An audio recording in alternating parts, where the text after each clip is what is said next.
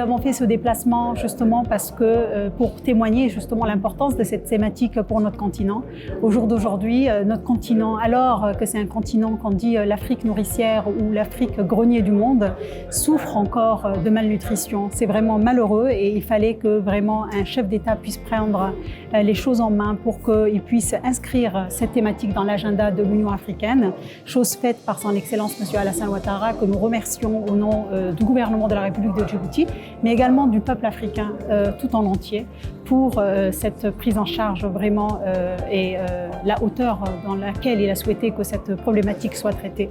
Au jour d'aujourd'hui, ce forum nous a permis, entre États africains, entre gouvernants africains, de pouvoir trouver des mécanismes efficaces et de formuler justement une vision commune de l'Afrique.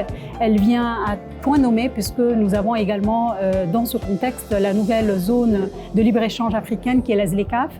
Donc nous remercions également tout ce que l'Union africaine fait pour le continent, mais il faudrait conjuguer nos efforts, il faudrait que ce soit des institutions de développement régional, il faut que ce soit des gouvernements, des populations qui puissent vraiment coordonner leurs actions, harmoniser également nos solutions pour que nous puissions trouver une solution à l'Afrique.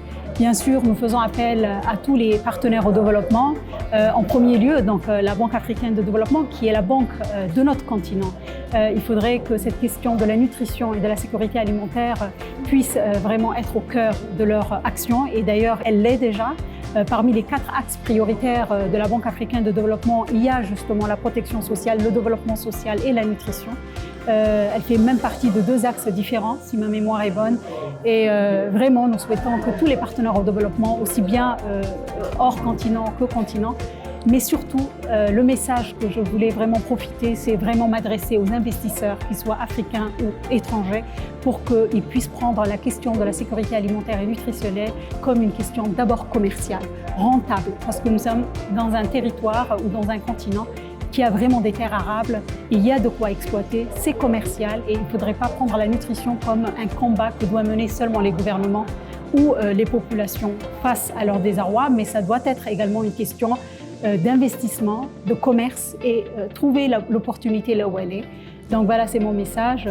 En dernier lieu, j'aimerais vraiment inviter, puisque j'en ai l'occasion, la Banque africaine de développement de se centrer également sur cet aspect d'investissement dans la sécurité alimentaire et nutritionnelle pour un capital humain africain beaucoup plus fort, beaucoup plus uni.